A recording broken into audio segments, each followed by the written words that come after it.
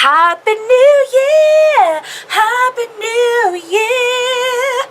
I hope that you all had a very happy New Year and that it was happier than the song that I just sung to you.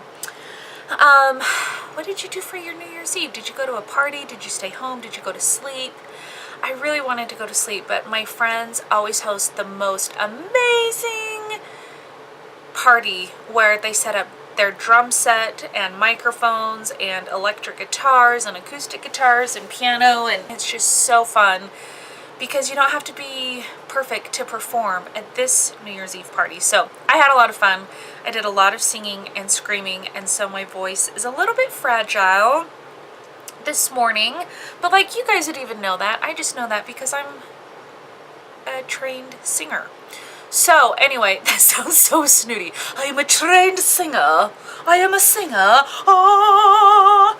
No, moving on. So I want to talk about New Year's resolutions. Usually I try to keep mine pretty simple. Like, one year it was just don't throw my clothes on the floor. That was it. That was my New Year's goal. Because I knew that that was attainable. That was something I could write down. That was something that I could do. So my New Year's resolutions this year are to start taking my thyroid medication on an empty stomach first thing in the morning, 30 minutes before I eat. My second New Year's resolution is to stop leaving my mugs and cups in my cars.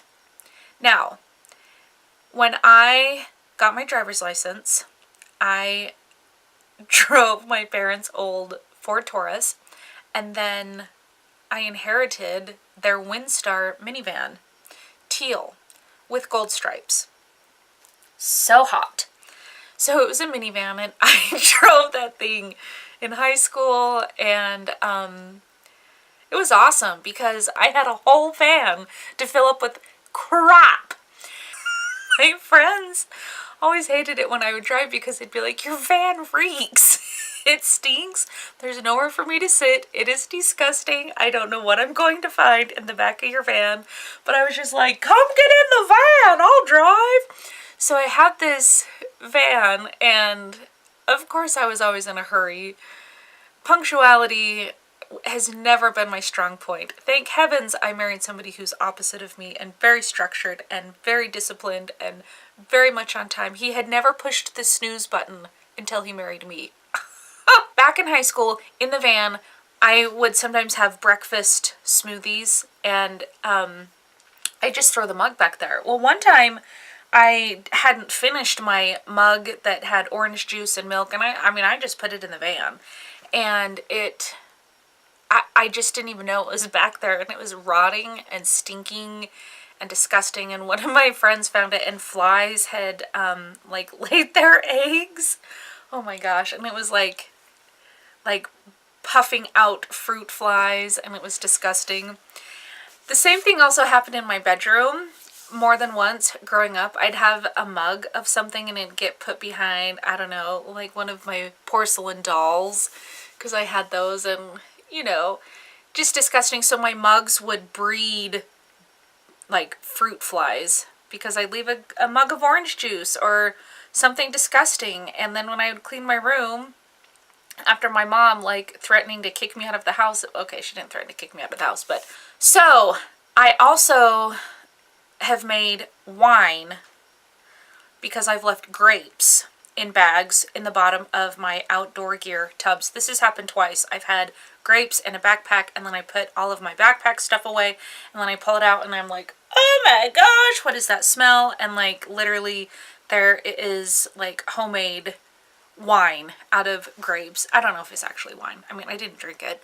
So I have a problem with leaving mugs and forgetting about things. In fact, one time in high school, I had a betta fish, those little tiny fish that are in those little cups, and you're like, how are you going to live in that little cup? Well, it got put behind a picture, and to this day, I want to cry when I think about it because I feel I have such a hard time with any living organism suffering. So I already have a super soft spot in my heart. A soft spot. You know what I mean. for suffering. And so talking about this still gives me like a stomach ache, but I forgot about my betta fish, and it had got put on my bookshelf behind a picture frame, and all of the water had evaporated, and when I found it, it was barely alive. Oh my gosh, I can't even talk about this. I shouldn't share this story. But anyway, he didn't survive after I tried to revive him with water. So sad. I leave mugs. It's not uncommon to like lift up the console, the center console, and find a moldy smoothie cup in my car, in our car. Thankfully, the car that we have now, there's only 2 cup holders in our SUV, and so I mean, I can only have 2 cups unless I start throwing them on the floor, which does happen. So my goal for 2016 is to stop leaving crap in the car. Stop leaving my mugs everywhere. I'm sure my husband will be so happy about this New Year's resolution.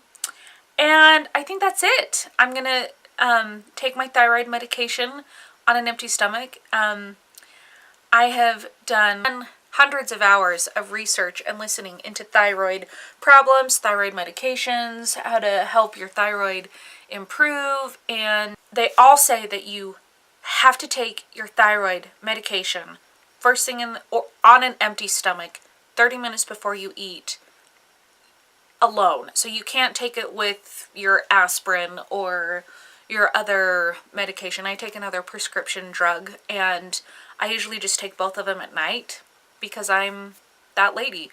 But I am going to start taking it on an empty stomach. I'm going to start following the directions on the bottle. Simple as that. Whoa. Whoa. Okay.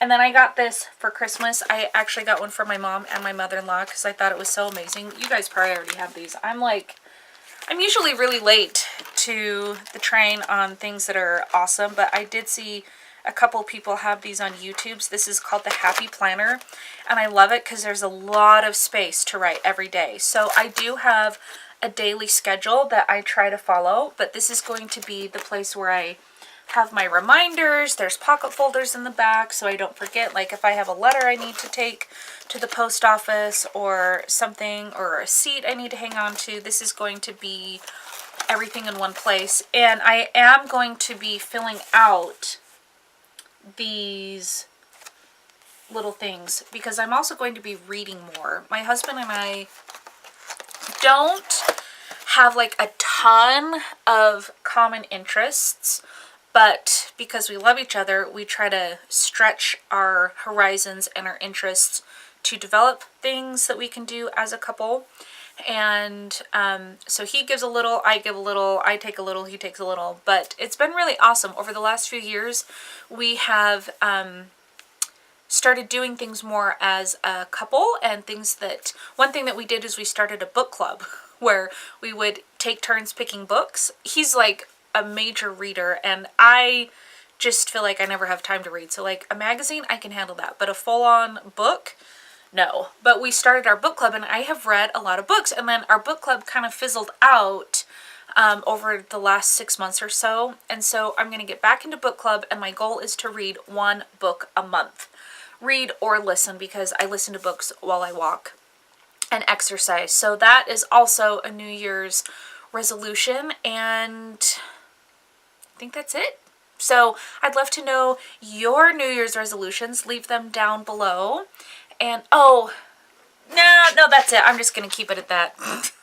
Those are my resolutions. Thyroid medication, not leave my mugs in the car, and read a book a month. So hope you have some great New Year's goals for yourself, or that you're continuing your awesome goals from last year. And I will talk to you soon. Bye.